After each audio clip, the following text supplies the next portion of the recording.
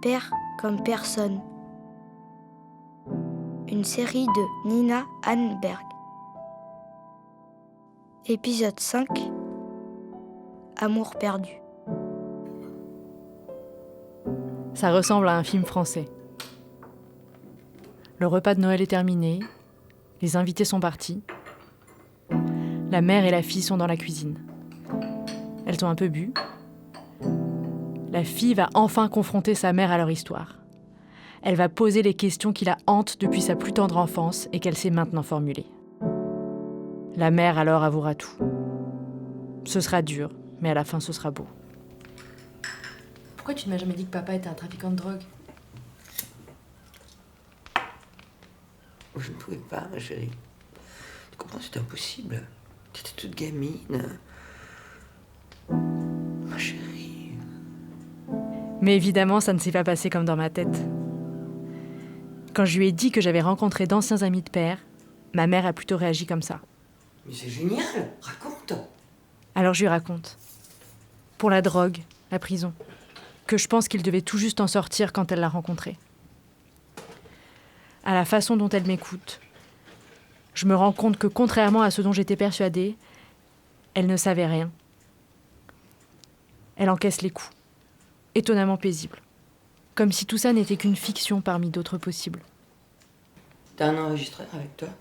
Oui, pourquoi ? Bah laisse-le-moi, quand t'es en face de moi, je sais pas pourquoi, mais j'y arrive pas.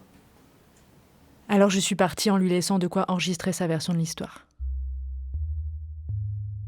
Ça enregistre là ? Ouais. Oui, ça enregistre très bien. Alors, c'est une histoire assez embrouillée, mais je vais essayer de recoller les morceaux. Quand j'ai rencontré Père, j'étais très jeune. Là, j'avais 21 ans. Je débarquais au Danemark, j'avais pas beaucoup d'amis. J'étais étudiante en sociologie et je faisais mon mémoire sur les demandeurs d'asile au Danemark. Lui, il était prof de danois pour les réfugiés dans une petite ville au nord de Copenhague. On s'est rencontrés à une conférence. Il ne parlait pas beaucoup de lui, mais j'ai compris qu'il rentrait du Népal après des aventures compliquées. J'ai tout de suite été très impressionnée par lui. J'étais flattée qu'il s'intéresse à moi. Il était beaucoup plus âgé que moi. Je savais qu'il avait vécu plein d'expériences extraordinaires. C'est vrai que j'ai tout de suite pris le pli de ne pas poser trop de questions. Et puis un jour, je me souviens, on était dans un train. Ça faisait peut-être, 6 mois qu'on était ensemble.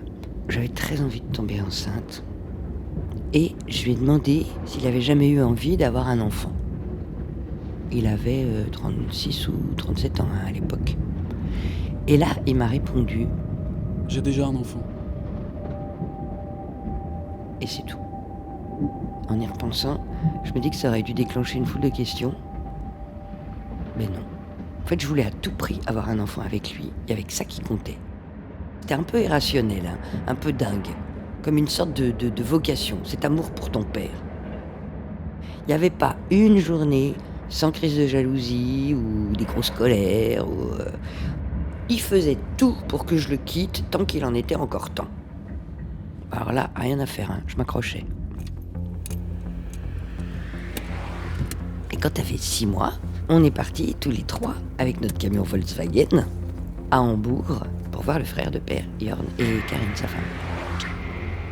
Et on s'est fait contrôler à la frontière. Les douaniers ont fouillé notre camion et de fond en comble. Ils ont insinué qu'on était surveillés. Moi, j'ai pas compris ce qui se passait. Il y avait évidemment rien dans le camion, pas de drogue, bien sûr. Donc, ils nous ont laissé repartir. Et quand on s'est remis à rouler, j'ai demandé à Père. Qu'est-ce que c'est que cette histoire ? T'as fait du trafic ? Avant, oui. Et ben là encore, je suis pas allé plus loin. Il fallait te protéger. C'est-à-dire ne pas savoir. C'est vrai qu'on parle jamais. T'exagères. J'ai accepté Père comme il était. J'ai accepté que je pourrais pas tout savoir de lui. Avec le recul, je sais pas si c'était beau ou inquiétant. Mais c'était comme ça, on travaillait tous les deux, on avait notre routine, puis ça m'allait. Hein. Et puis après, c'est devenu de plus en plus compliqué. Dès qu'on partait en vacances, dès qu'on sortait un peu du cadre, il commençait à flancher, à être moins clair. Non, il était vraiment difficile à supporter. On était presque arrivé au bout de quelque chose et on a décidé de prendre un congé parental. On est parti en Indonésie. T'avais 5 ans. On devait rester 1 année, mais les choses se sont pas passées comme prévu. Arrivé là-bas, il a complètement déraillé. Sa grande obsession, c'était d'écrire. Il avait apporté une petite machine portative et quand il se mettait à table devant elle, il se sentait écrivain.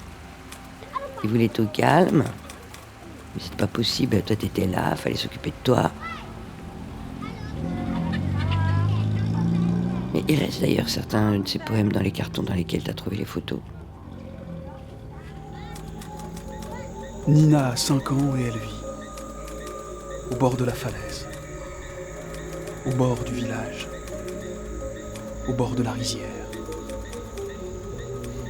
au bord de la falaise. Je dis tout ce que je vois. Les arbres sont suspendus au ciel. Les cocotiers, les papayers, les fleurs ne mourront pas. Il devenait paranoïaque. Dès qu'on arrivait quelque part, il voulait s'en aller, donc on passait notre temps à déménager. Ça lui donnait encore moins de temps pour écrire, ça l'énervait encore plus. C'était une cavale perpétuelle pour fuir ses névroses. Puis avec l'argent aussi, c'était compliqué. Par exemple, il voulait pas avoir de carte bleue. Il exigeait qu'on envoie des fax à notre banque pour qu'elle nous transfère de l'argent.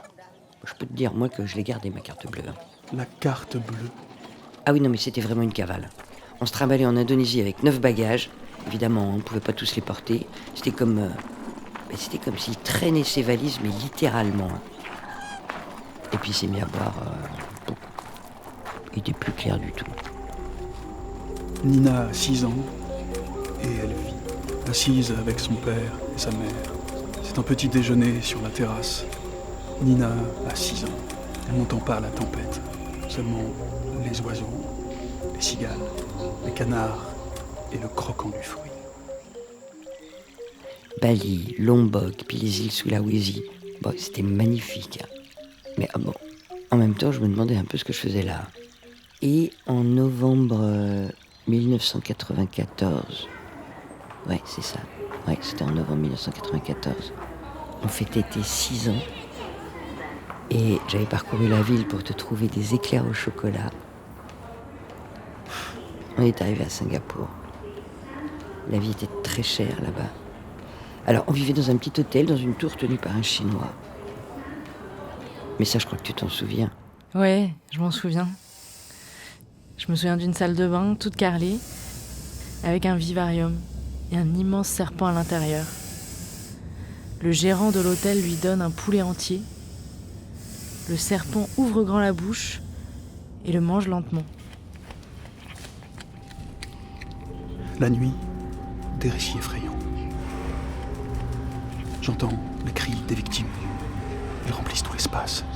Ce sont des serpents qui égorgent ma conscience. J'avais plus aucune envie de traîner avec un déchet délirant à l'autre bout de la planète. Il faudrait que j'écrive. Mais à quoi sert d'écrire? J'ai compris que je voulais rentrer en France. Ou chez moi. Je pourrais aussi peindre ou parler de mon dernier voyage. Catastrophe avec vue sur la mer.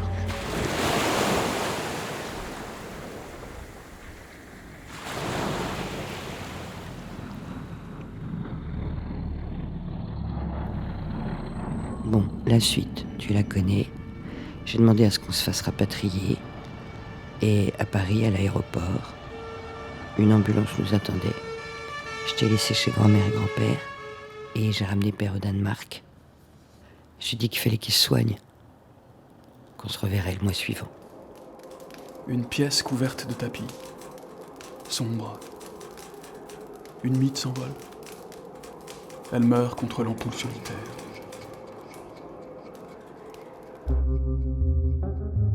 Comme père avait toujours ce fantasme d'écrire, je lui ai conseillé de rester à la maison, d'aller chez le psy et d'écrire. et c'est là qu'il a disparu.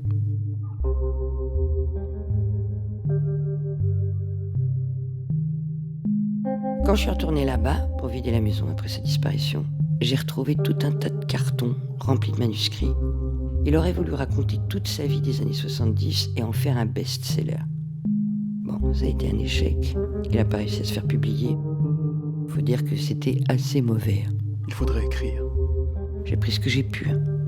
Quelques textes, quelques photos. La pièce est sombre et froide. 3 esclaves nubiens à la peau bleue s'échappent d'une bouteille de vin rouge et se condensent. D'abord lentement. Ils chantent la chanson de la conscience. Mais le reste, j'ai tout jeté. Les esclaves nubiens s'évaporent. Tout redevient sombre. J'allume la lumière. Dehors, la tempête fait rage. Comment ça s'éteint? Ah, là, ça doit être là. Oui, ça c'est éteint là? Félix, t'entends? Salut tout le monde! Arthur est rentré. Voilà! Mais le voyage de père n'est pas encore terminé. Ça va petit mignon? Oh là là! À suivre sur Arte Radio.com. Ah bah tu nous as manqué, hein? Oh vous aussi.